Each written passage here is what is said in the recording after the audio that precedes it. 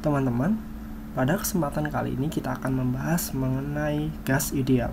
Soalnya seperti berikut. Suatu gas ideal dengan volume 3 liter pada suhu 27 derajat Celcius mengalami pemanasan isobarik pada tekanan 1 atm. 1 atm bernilai 10⁵ Newton per meter kuadrat hingga suhunya 77 derajat Celcius. Bila kapasitas kalor gas ideal itu bernilai 8 Joule per Kelvin, maka perubahan energi dalam dan volume akhir gas ideal berturut-turut adalah titik-titik. Nah, ketika kita mencoba menghitung, di sini kita harus mengetahui apa sih besaran yang ada di dalam soal. Besaran di dalam soal itu ada V1 sebesar 3 liter atau bernilai dengan 3 kali 10⁻³ M⁻3. Terus T1 nya 27 derajat Celcius atau senilai dengan 300 Kelvin. Kemudian P 1 atm yang senilai dengan 10⁵ Newton per meter kuadrat. Ada T2 77 derajat Celcius yang senilai dengan 350 Kelvin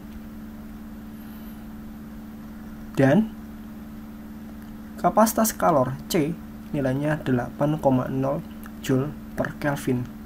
Dari besaran ini kita diminta untuk menentukan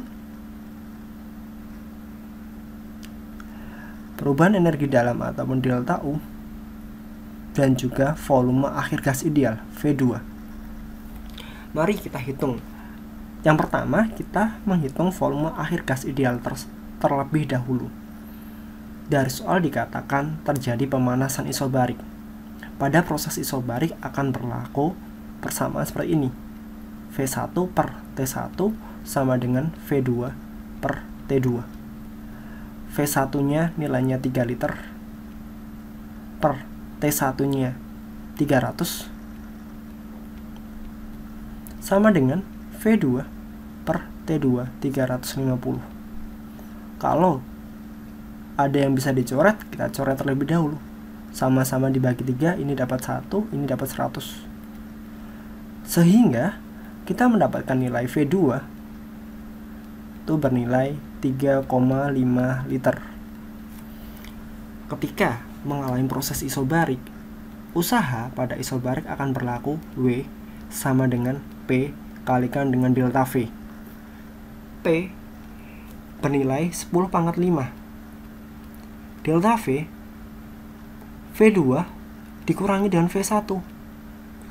Berarti di sini 10⁵.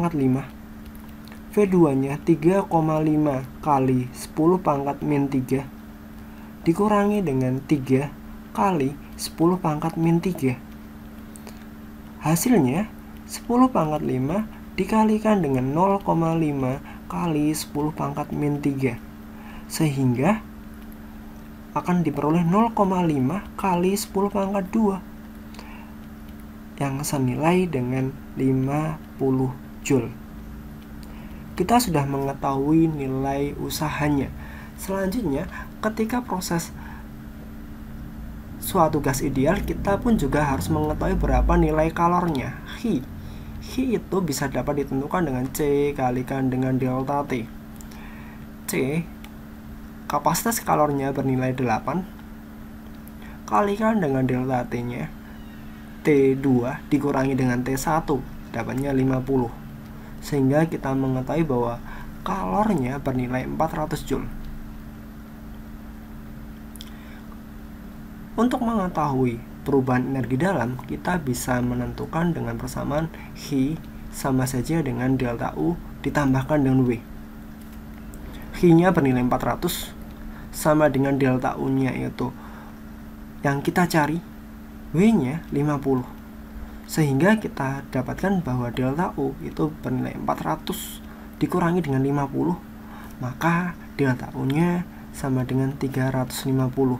Nah, kita sudah dapatkan delta U 350 dan V2 itu adalah 3,5. Berdasarkan pilihan jawaban tersebut, ataupun jawaban ini yang kita cari tadi, kita bisa menentukan bahwa jawaban yang tepat adalah pilihan A. Nah,